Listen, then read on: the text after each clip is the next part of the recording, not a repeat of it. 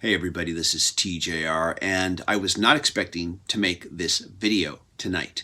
But as it turned out, I discovered that the local Barnes & Noble stores in my area are having a 50% off sale on a large selection of their vinyl records. Not all their vinyl records, I want to make that very clear, but a large selection of them.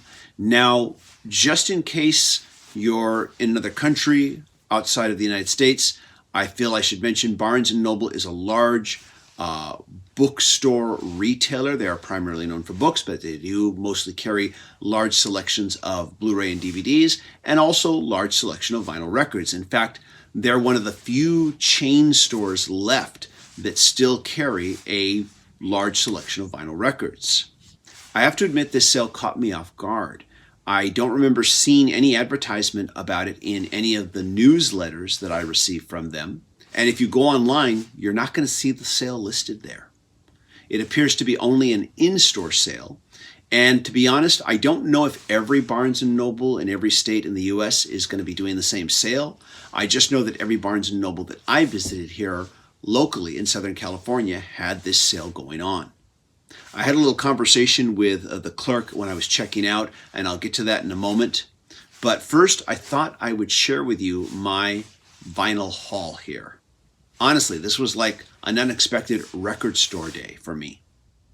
So first of all, I picked up this here. This is Ouroboros by Ray LaMontagne. I reviewed this album on the Music Worth Buying show with Robert Kinsler, and I would describe this album as very Pink Floyd sounding. In fact, if you like Pink Floyd, you should go out and get this. Listening to this album, you're going to feel like you discovered a lost 70s Pink Floyd album that was recorded and then never released. Yeah, it's that good. Ouroboros by Ray LaMontagne. I own this on CD. The CD does sound really good, but I have a feeling this vinyl version is going to sound even better, so I'm really looking forward to it. Next is Goo Arrow by Beck, and I'm a big Beck fan. I own his entire catalog, most of it on CD. There's two of them that I do have on vinyl, and recently I've been thinking that I do want to get more of his catalog on vinyl. And this is actually one of three Beck albums that I picked up during this sale. After that, we have here Lazaretto by Jack White. This is a killer effing rock album. And I own this on CD. I reviewed this on the show with Robert Kinsler. And while the CD does sound great, just knowing Jack White, knowing Third Man Records, just knowing his love of vinyl, I am going to guess that this vinyl is going to be heads above. And I'm talking the audio quality, that this vinyl will be heads above the CD when it comes to a listening experience. And this is also the ultra vinyl version, which he put some rather interesting and unique features on the vinyl versus the CD version. So I'm going to be curious to check that out. Now, next we have another Beck album. It's Mutations. This was an album that he originally was going to release independently, but his record label said the album was so good that they said, you've got to let us release it. And of course, that was Geffen Records. This is a great kind of acoustic, psychedelic, very at times Beatlesque sounding album from Beck. And it's a personal favorite of mine. And this particular album, for some reason on vinyl, has always been way more expensive than it should be, which is why I never got it. But at half price, I couldn't turn it down. Got to pick it up. So there we go. After that, we have one more Beck album, and this is See Change. Many critics and fans consider this to be his masterpiece. This album is all about heartbreak and dealing with a breakup. Apparently, he broke up with his girlfriend and was so depressed that he did an entire album about it. This is a very strong and powerful, ethereal, once again leaning towards psychedelic album here from Beck. Next is a rather interesting album here entitled The Music of David Lynch. I'm a huge Lynch fan. I love his films. I also get the soundtracks for his films too. Now, this album is a live concert album with different artists performing music from his films. And to the best of my knowledge, This particular album has never been released on CD, nor have I been able to find it on streaming services. This album has only ever been available on vinyl. It was always a bit expensive, so when I saw it at half price, I said, okay, that's it. I'm getting it. And yeah, looking forward to checking this one out. Now, my partner also picked up a couple albums, and she said, go ahead, show them here because you're going to listen to them too. And she's right, I'm going to. I think you're all familiar with this particular artist. This is U2, How to Dismantle an Atomic Bomb.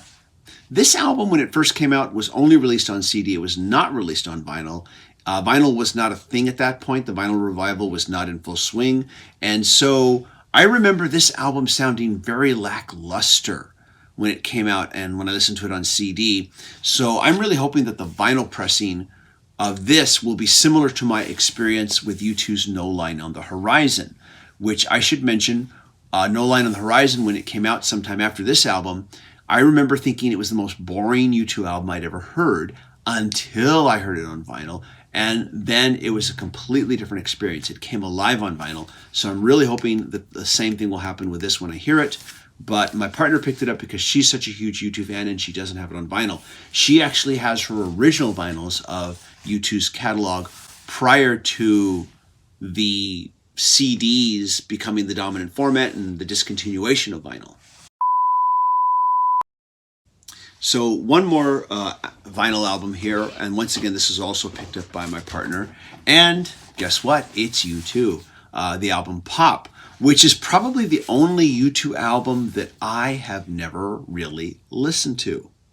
Like How to Dismantle an Atomic Bomb, this album initially was not released on vinyl. It was only released on CD, so this is a later pressing.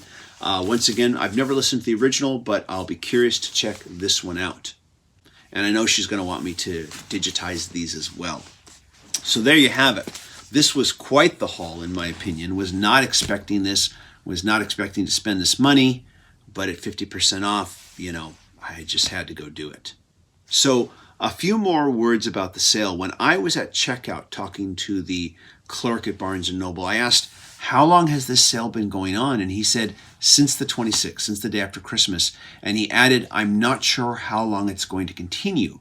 And I'm going to guess that probably come New Year's Eve or New Year's Day or the day after New Year's, this sale will probably end. I could be wrong. This is just a guess on my part. But I wanted to let you all know, in case you have a Barnes & Noble in your area, you might want to hop on down there, take a look and see if they will have these on sale. Now, at two of the stores I visited, they had one section of records that was the sale records, and then the other section was the albums that were not on sale.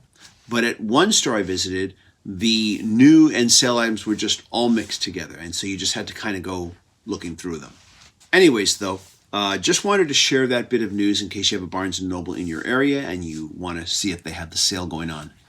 Once again, check your local Barnes & Noble to see if there is a sale going on. And let us know in the comments if you do see it, and especially where you're from, so that we can kind of get an idea here as to how widespread this sale is. Once again, it's not online. If you go to the website, you're not going to find this sale. Anyways, that's all for now, everybody. Hope you enjoyed that. Let me know if you want to hear me review any of this. Stay tuned for more videos, everybody. Thanks for watching. Take care. Bye-bye.